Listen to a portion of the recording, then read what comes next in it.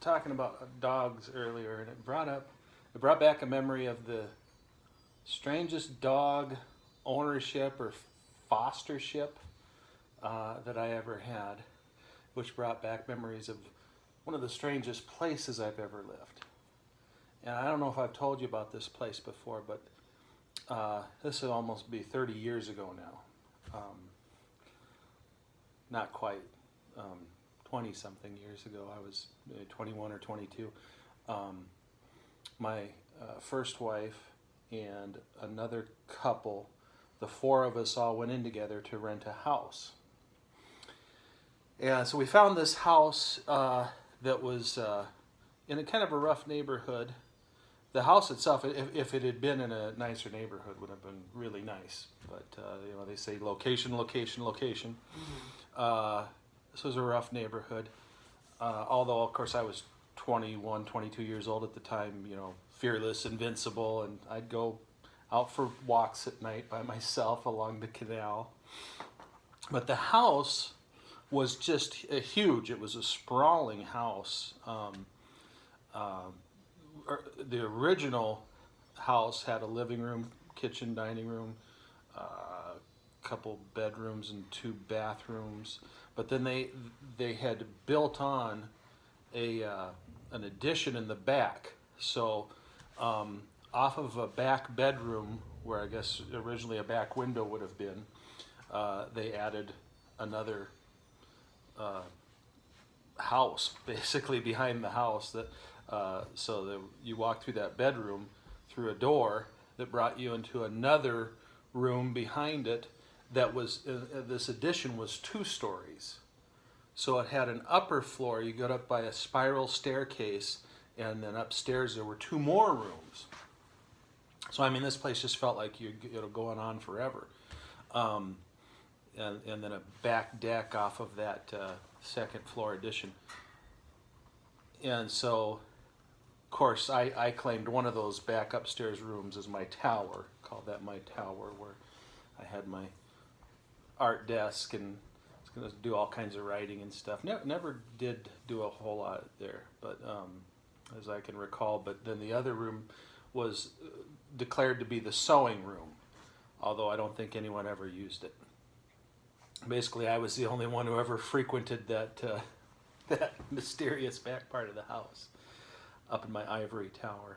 Mm. Oh, and in that room that was my tower room, the back wall was one of those full floor-to-ceiling, wall-to-wall wallpaperings of a real-life picture of like a park scene with all these trees. Mm-hmm. So, of course, I'm sitting there looking at it sometimes, and I just become kind of hypnotized, imagining, like in so many of my stories, like if the right moment, just the right time, I could step through this wall and actually walk into this forest.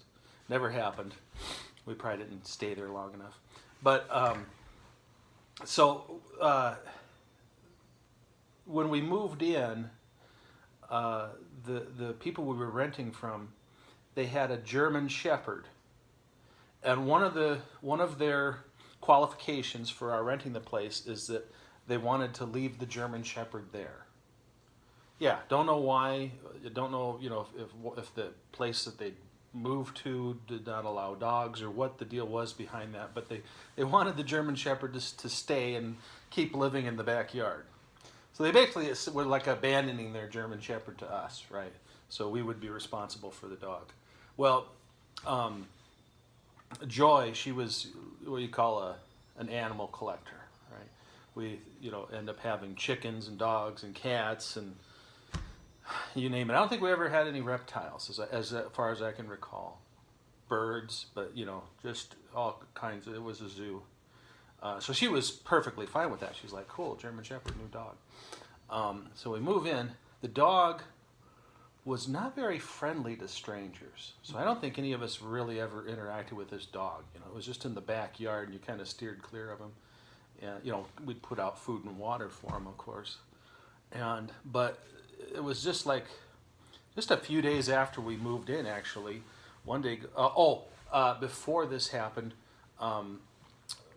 Joy actually did go out and get some some chickens. She wanted to raise some chickens in the backyard, so she had just some the chicks that she had out in the backyard. Well, that German Shepherd killed all of them, ate them. Yeah. But then a few days after that, it's dead. Go out there and there's a dead German Shepherd carcass in the backyard. Apparently, he had somehow or other contracted parvo and died. Of course, the owners kind of, I guess, blamed us for that their dog died. Well, we didn't give it parvo. It's never been out of the yard. So anyway, that was a strange. Oh, and there was a swimming pool in the backyard too, but it was empty. And that was another thing in the contract is that, we asked if we could fill up the pool and use the swimming pool. And they said, no, I don't know if they didn't want to have to deal with that liability or something. But they said, no, we just want to leave the pool empty. So we never, ever spent any time out in that pool area. No one ever went near it. And so, of course, by the time we lived there for a year or whatever it was, that pool was absolutely full of leaves and dirt and debris and trash that had blown in. And that was another thing the owners blamed us for when we moved out. They wanted to keep our deposit because they said we trashed the pool. Well, we never did anything to the pool. We left it alone and left the gate shut like they wanted us to.